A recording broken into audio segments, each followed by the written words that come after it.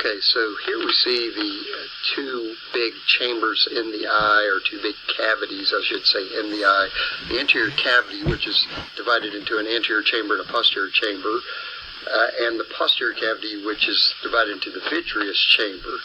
Now, the anterior cavity, the anterior chamber, is actually in front of the iris but behind the cornea, and it is filled up with aqueous humor.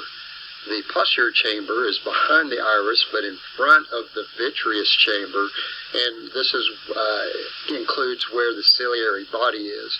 Now, the ciliary body is producing this aqueous fluid called aqueous humor, this watery type fluid, and you can see in the picture where it circulates from the ciliary body up through the pupil and into the anterior chamber.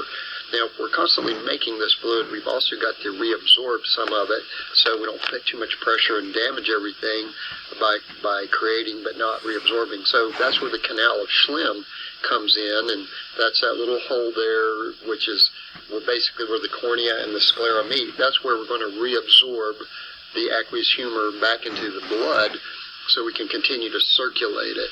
And of course, this controls the pressure on the eye. The aqueous humor and the vitreous humor both are partly responsible for the shape of the eye. And of course, if you don't reabsorb the aqueous humor properly, then that could damage the parts of the eye, cause blindness. That's basically what glaucoma is. And that's also why when you go to the eye doctor and they blow the air into your eye, they're testing the pressure of it to make sure you're reabsorbing your aqueous humor okay.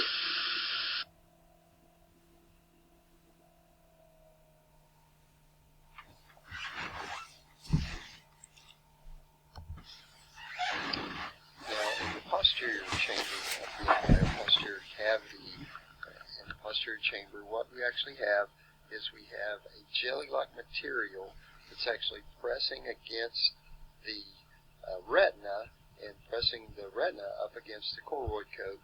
This helps form part of the shape of our eye. It's a jelly-like material that's actually called vitreous humor. And so this is pushing up against that. It's kind of also a clear type fluid, so our light is passing through our cornea, through the aqueous humor, through the pupil, through the lens, and through this vitreous humor until it projects itself back on the fovea at the rear part of that, where we get our most detailed vision. Now, this vitreous humor is very important, and so if you ever get an eye injury, if anything ever penetrates the eye, never pull it out. As a matter of fact, you should try to secure it and block any vitreous humor from leaving the eye as much as possible, because that cannot be replaced.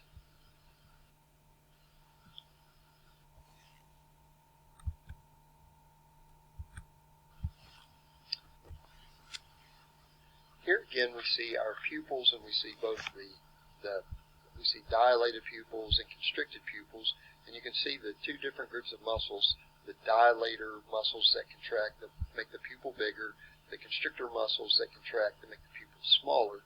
And if you'll notice, of course, our pupils get larger when we're in dark conditions or when there's sympathetic stimulation. Sympathetic is their fight or flight, and then the pupils get smaller when there's increased light to block out part of that light, or when our parasympathetic stimulation arises. In other words, our rest and digest senses take over, because again, neurons are what's causing muscles to basically contract. So we see that can happen in both those situations. Of course, these muscles are on the back of the iris, and the pupil is in the middle of the iris because it's simply an opening.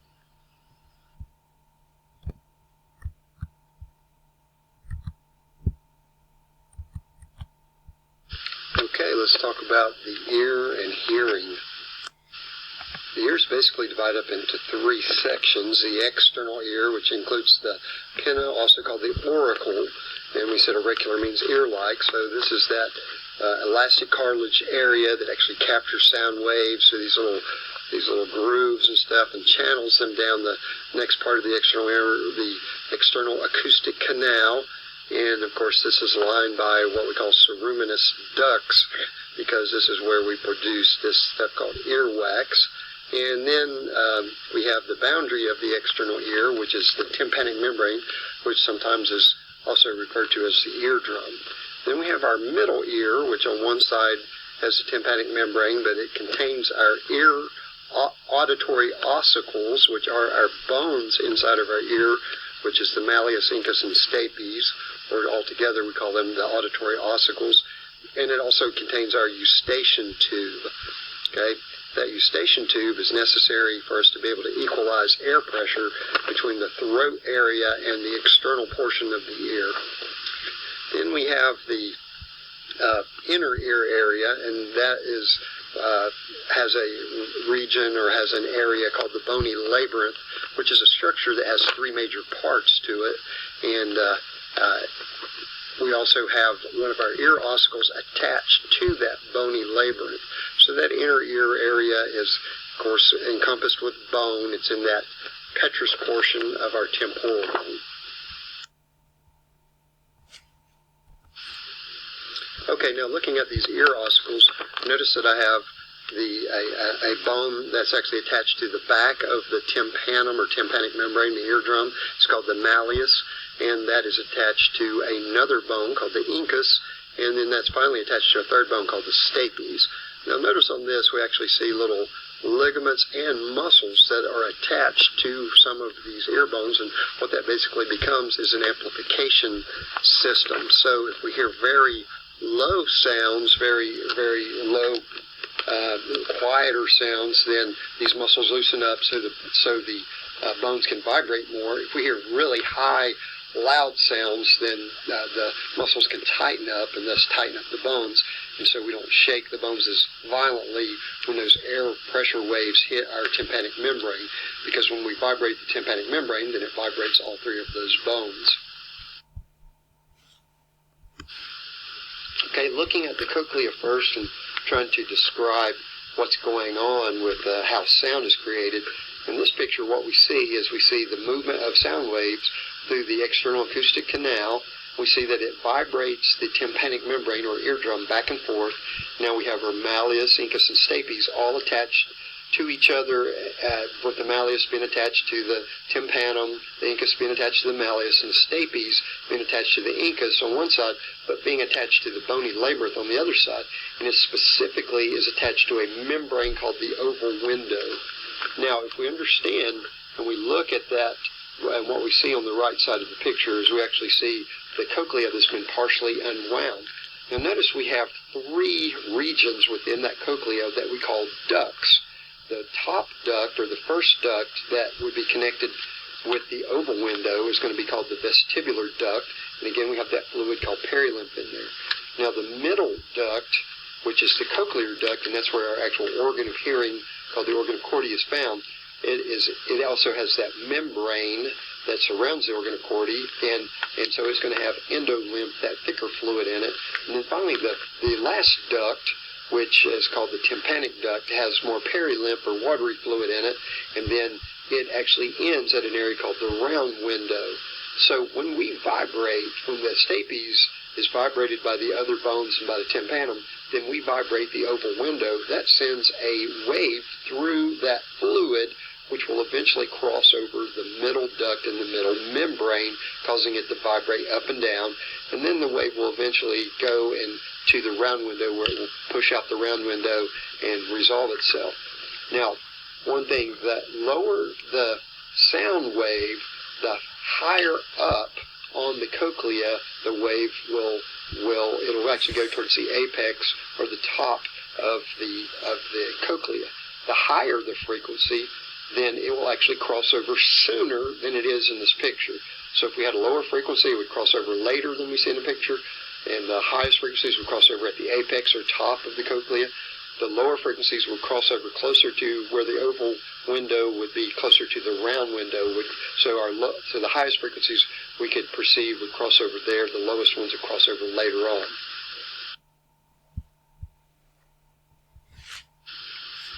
Now, that organ of Corti in that middle duct, in that cochlear duct, is actually the organ responsible for hearing. So basically what happens is when we push that wave of fluid from the vestibular duct, the upper duct, across the cochlear duct into the lower duct, the tympanic duct.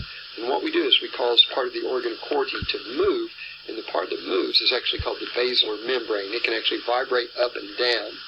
Now notice in the basilar membrane we got support cells and we have hair cells, both outer hair cells and inner hair cells.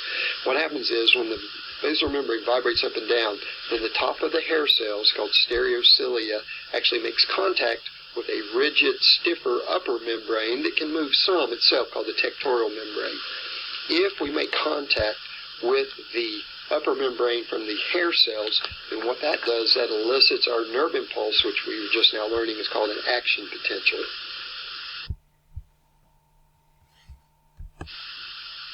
Again, here we can see in this picture just the organ of Corti itself, which lies totally in that middle duct, the cochlear duct, and we see that again we have the tectorial membrane, the more rigid membrane.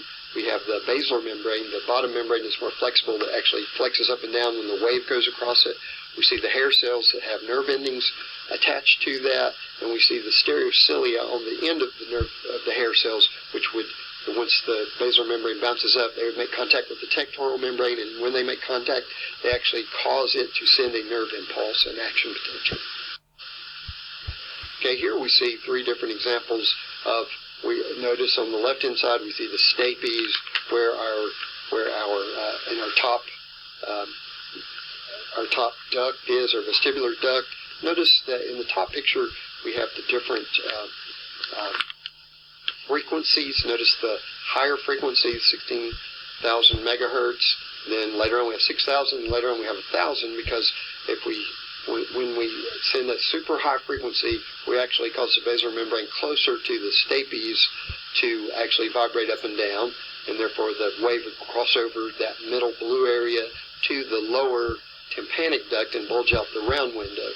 Now in this particular example, going from A to B, notice that the basilar membrane is actually detecting sounds around 6,000 megahertz, and notice that from B to C, notice how that membrane bounces up and down, and that our round window actually gets pushed out and then back in. It's kind of like a recoil method, but that's going to detect sound within that 6,000 megahertz frequency. Okay, what happens to that sound? Our low frequencies go further up our apex, high frequencies are found further down, and we have nerves that are detecting each of those, and notice they're going to go back into the brainstem on cranial nerve number 8, and then from the brainstem we're going to actually synapse onto the inferior colliculus, part of the midbrain or mesencephalon, and we're also going to go ahead and synapse up to the thalamus, and then of course from the thalamus we send a synapse to the temporal lobe, where we actually interpret the different frequencies of sound and put all that together to interpret what we call sound. Notice again the high frequency are interpreted further in on the temporal lobe. The lower frequencies are actually interpreted further out on the temporal lobe. Okay, now next we have actually our vestibule, or the spaces between the semicircular canals and the cochlea. And notice that we have a big membrane area called the utricle, and then a membrane called the saccule. Within the utricle and saccule, we actually have structures called maculae. So those maculae are actually detecting different types of movement. The maculae is sensitive to up and down movements and to linear and straightforward changes in. Notice that the maculae itself actually has hair cells, similar to what we saw in the organ of Corti. They actually have stereocilia that's actually embedded in a gelatinous material. There are support cells around it, and then there are nerve fibers on the hair cells. Now, we have some calcium carbonate granules called otoliths that actually are on the, and together they're called the statoconia. And notice that this otolithic area is on top of the gelatinous material. So gravity causes the calcium carbonate granules to shift, and when that shifts, it actually shifts the gelatinous material, which then bends the stereocilia, causing an action potential to be sent through the vestibulocochlear nerve, or cranial nerve number 8.